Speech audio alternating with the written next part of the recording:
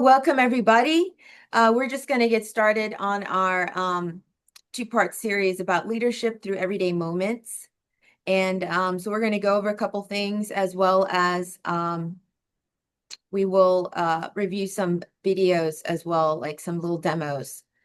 So, yeah, leadership through everyday moments. And one of my favorite books, and we're going to go into this more in a deeper dive, like step by step, is a book called Training Your Own Service Dog, The Complete Guide by Megan Brooks. And so a lot of these teachings come from just practical experience doing these things, as well as a few trainers that we're going to look at, as well as this chapter 9 in her book, which is filled with practical guidance on how to build leadership and train throughout the day. And so I hope that this will inform your relationship with your service dog or your emotional support dog through structured leadership techniques, and that we can learn to establish clear boundaries and respectful communication using everyday moments as powerful training opportunities. So a lot of things that our pet, our support animal, our friend, right? Our furry friend. A lot of the things that we we forget sometimes that we are the resource of all these things.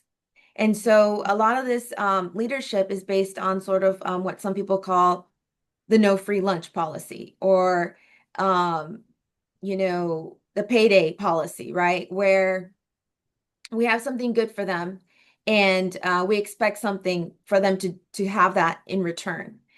And so, but this is all going to be done in a very compassionate and clear way, right? We don't want to confuse them, and we want to also like not inflict any harm. So one of our core principles is love, peace, patience, gentleness, kindness, and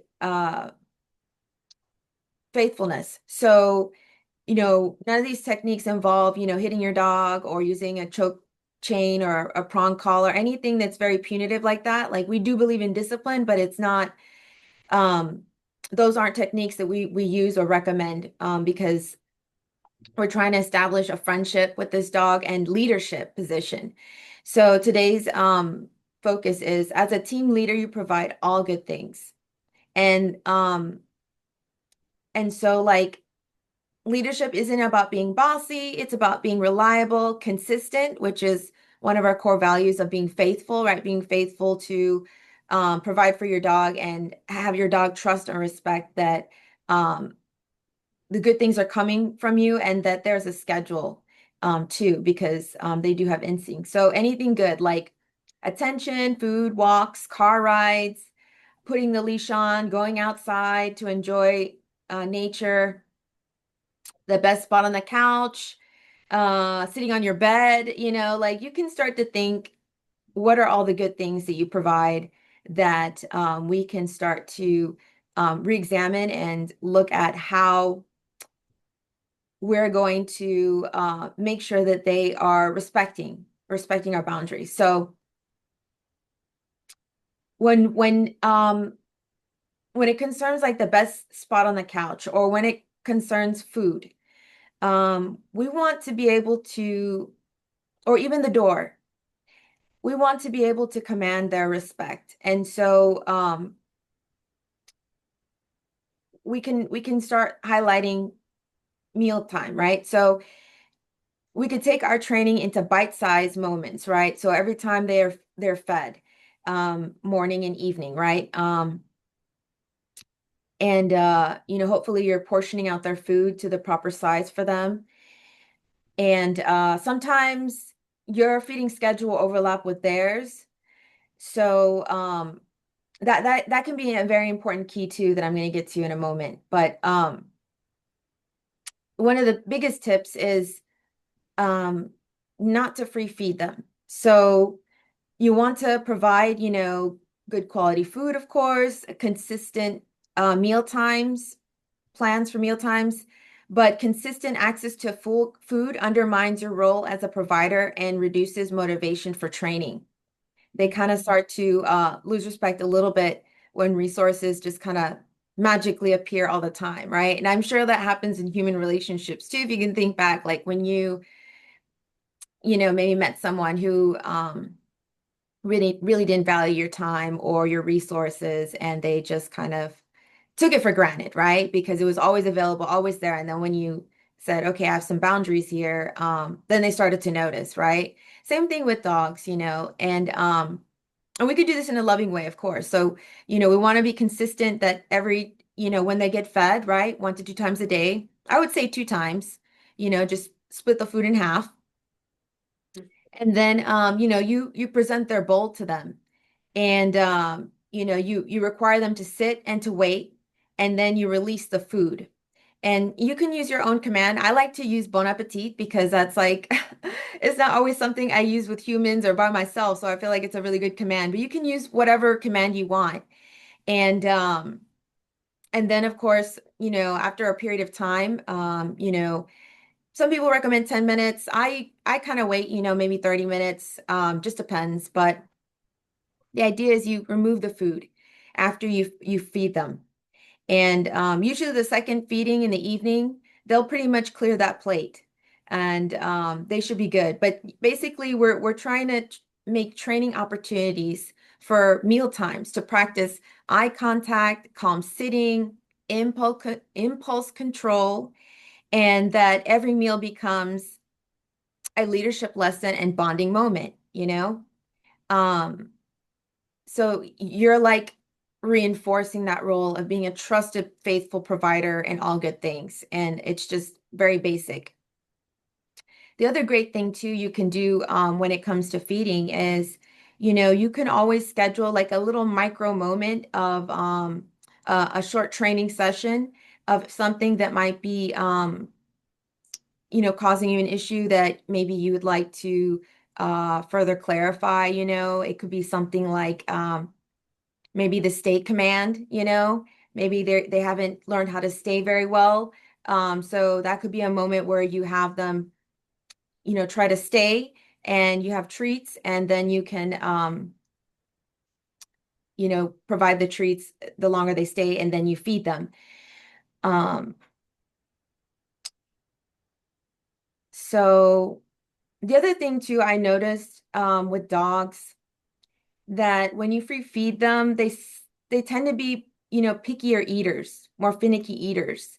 Sometimes they leave the bowl like some food uneaten, or maybe picky about what they eat when it comes to treats. And then also too, when you're housebreaking, this is important because when you know something has gone in, you kind of know about when it's going to come out. So, and that becomes a boundary too, because later on, as we discuss in housebreaking, you've got to be able to have them understand certain boundaries, right? So one boundary is mealtime, right? There are times when we eat and there are times when we don't eat. And same thing with housebreaking and where they're supposed to go and relieve themselves.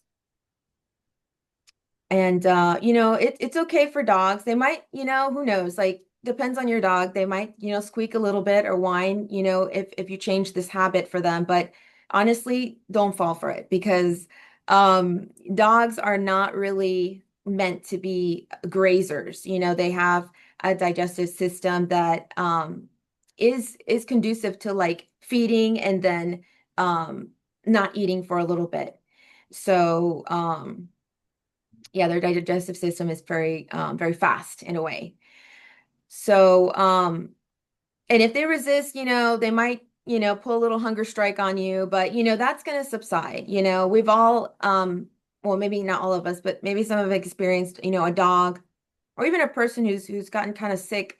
And so they just lose their appetite for a day or two, and then they come back, like their body resets and then they come back. So the same thing is going to happen with your dog. And so like we'll take a look at this one example of how number one, the dog sees you prepare the food, right? They know it comes from you. Um body language. You'll notice how in the video they're kind of blocking the axis of the food, and they're moving forward to kind of encourage a sit position. The training is incremental, and sometimes they're resetting the dog's boundary, and they're also using a calm tone of voice and a command. One bonus feature they do not show in the video is that if you are, say you're about to, say you went on a walk and then it's time to eat, right? It's time to have your lunch or their lunch, and feeding yourself first, like showing them that you eat first and then they eat, that can be a very powerful message on leadership, which we won't see in this video, but that's just a little bonus tip if that is possible. It's not always possible on people's schedules, but so we'll take a look at this. Start by pouring kibble into his bowl. Now raise the bowl over your dog's head. When he sits, slowly lower the bowl to the floor. As soon as your dog gets up, lift the bowl over his head once again. Repeat the sequence multiple times, lifting the bowl and then lowering it to the floor. Stop the repetition once the bowl reaches the floor and your dog is sitting still. Once your hands are off the bowl, if he is still sitting, you will release your dog by saying, "You're welcome," in your happy voice. Do not use a common word like yes or okay. Practice this technique by increasing your dog's wait time prior to your release cue. This will help teach your dog to remain patient while you prepare his food bowl. If your dog lacks patience and keeps jumping up or diving into his food, you may need to have a friend help you. Have your friend hold your dog on a leash to prevent him from lunging forward and knocking the bowl out of your hands. If you don't have assistance, try using a cue such as look. This way your dog's focus remains on you, not the food. At this point, you can release him and let him dig in. Yeah, so you saw how like the body language kind of like using the food and encouraging him into the sit position, right? When we move our body a little bit forward, they sometimes get into a sit position. So that's what we're talking about, body language. Dogs really respond to body language. And also like we were saying, you could use the mealtime as a way to habit stack another training session. So like for this dog who like, if your dog was jumping around, then maybe that training session would look like you also working on their down, right? And then here's an example of some aggressive sort of food resource guarding. Things to note here is you want to have a very high currency treat. In this example, the trainer has ham, right? And which is a much higher currency treat. Like meat is much higher than like say maybe a bone or a toy for many dogs. So that's one point here. Be wary of the dog's body language, right? Not all dogs will growl, when they're about ready to snap. It depends on their history. Especially like, rescue dogs. You don't really know sometimes if they were abused and while they were barking. And so then they become accustomed to like snapping instantly without warning, right? The barking is supposed to be the warning side. So, take note of the dog's body language, and you'll see the incremental. They're doing it increments, right? Calm tone of voice and a command. And bonus here is if you can even work with them on the leave it and even reset. So maybe like the dog maybe might not be as successful in a couple of attempts to decrease the aggression with the toy or the bone, but you can switch to another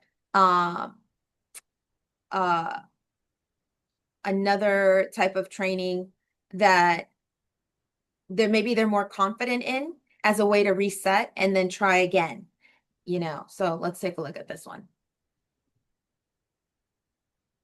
take that bone. So I'm not yet ready to go in there and take that bone away. How on earth are we going to get him to not protect that bone and give it up willingly? So the first thing I have to do is get his attention off of that bone with something better than the bone. Let me be very clear here. You don't just want to rush into taking that bone away. See, there's the growling emerging again. So come here. Come on, you want some ham? I got this. Over here. Come on. Over here. Come on. Right there. He's like, no, I know what you're up to. Sit. Good. Good boy. I'm going to pick up the bone. If your dog wasn't responsive to being lured away from the bone, you could always do something like this too. You could drop the ham like that. As you get near them, that puts you in a better position to pick it up and then reintroduce it. We need to teach him some good manners. I don't have a problem with Pancake chewing on a bone, but he's got to do so with manners. See, most dogs aren't going to snap at you if you're holding it in your hand like that. I mean, some will, so be careful. It's when they get full possession of it that they're like, I'm never letting this go ever again. If you've taught a basic leave it to your dog, it's usually a pretty easy transition to teach them to leave a bone or a toy alone. Leave it. Look at me. Good. Very good. We're going to reward for compliance. Leave it alone. Yes. Very good. I'm even going to set it down there. And reward with a tiny piece of ham. Nice work. And see, what you're doing just by being repetitive is you're saying, look, I can interact with this too. You can have. In something like this, one of the things that I also agree with Megan Brooks about is like a training that's really sensitive like this, very difficult. Try to stop when they are successful or before they get frustrated or you get frustrated. And then, try again at another point in time, later on the day or maybe the next day. That can be very, very helpful. Have it sometimes. I can have it sometimes. We have to teach our dogs the conduct we expect of them as we teach stuff like this. They don't know any better, so don't hold it against them, but be intelligent about the way you go about resolving this issue. You want to get good at giving your dog things like bones and toys and then immediately taking them away. I'm going to take it away. Did you see that? That was the first magical moment. I was able to take it away. I'm going to give it back to him. Good boy. Very nice. Good boy. Nice work. Good boy. Okay, That was excellent. We get the idea here. And basically a lot of this is very much kind of a compressed, right? So that that's one of the keys of dog training is like the volume, like how many sessions and reps can you do? It's like going to the gym, the more reps you put in, usually the more results you get. And then he did, or was it the other one? They did a command called leave it. And excuse me, look at me, right? Look at me, was one of the questions. Sometimes you can say, look at me, and in a very high-pitched, soft voice, and they will look at you. And then you can reward them you could say yes, or you can do a clicker mark with the clicker and bait bag, right? You can click it as soon as they look at you. Sometimes, their attention is a little bit harder to get. And I've done this thing too, where like I use the treat bag, the crinkling of the treat bag to kind of get their attention of where I want them to look or be. So I've done that before where I will say, look at me, and then I'll crinkle the bag near my face. And that gets their attention. And when they look at me, then I say yes, and then I treat. And so over a period of time, you don't need to use the crinkling of the bag. It's almost like I've done this before with cum. And that's another lesson that Megan talks about. It's like sometimes we do the wrong way to instruct a dog to come, and inadvertently teach them how not to come, right? It's like someone yelling, come, come, come, and then they get angry when the dog doesn't come immediately. And then it's like, well, the dog just realized like when you say come, you're going to get angry. So why come, right? So we'll go into that later, but and I'm going to look for more bite-sized trainings about look at me because there are different approaches to that. So your leadership action plan takeaway could be something like schedule feeding schedule the feedings and wait for permission to build up the impulse control, like build that up, and consistency in small moments. And then, you could do be consistent for every meal for 7 consecutive days, right? It might be sometimes hard for people to start sticking to a consistent training schedule, but you can make the goal and you could say, okay, the first meal of the day after our walk, I'm gonna practice this. And then you can also journal your observations with the dog, which also helps to kind of see over time their changes in behavior with you, their calmness, their responsiveness, maybe even how long they're staying. So that concludes the first part of this series for leadership in these moments and through everyday moments. Are there any other questions? Drop it in the chat if there are any other questions. I do. Okay, good. So, I was just gonna ask, I remembered when you were training Rufus and I can't remember what it was, but anyway, at some point you noted that he got frustrated, and I'm just like, how, I mean, like, I was just like, how can you tell that, How, so yeah, how can you tell if the dog is frustrated or not? Oh, that's such a good question. We're gonna have to find some videos on that Oh, because, okay. or maybe Ivory can model if she'll let me frustrate her. No, I don't want to frustrate her. I'll find some videos. Um, Sometimes, the dog will do this thing where like they kind of like start going, "Ugh," they kind of like grunt a little bit, like, Oh, or they start like sneezing a lot, oh, like their posture is like tense. mm, Um, yeah, they're kind of like their body's like kind of going kind of like uh, this. I don't know how to describe it, but it just like that's what it kind of seems like to me. Like they're no longer mhm, like attentive, like a mm, dog who's doing great in the training, like they maybe do the good sit, right? And they're like just waiting and they're very at peace mhm, versus a dog that's like trying to sit but like doesn't want to sit and they're just kind of real fidgety. mm, Um So yeah, I'm gonna make a note of that, and we're gonna find out some maybe mm, videos online okay. of frustrated dogs. I don't know. Oh, mhm, okay. Yeah. Oh, well, thank you for all those videos, and all, I mean, gosh, that's so a lot, training a dog takes a lot of time and a lot of effort, so yeah, but you definitely have to um show good leadership and yeah, and uh kind of draw the boundaries. Yeah. Hmm. Mm-hmm. Yeah, it'll start to build up once we get that foundational leadership going. A lot of things start to come into line, make it a lot easier. Mm-hmm. But well, thanks for joining us, and that concludes part one, and then we'll be back next week for part two.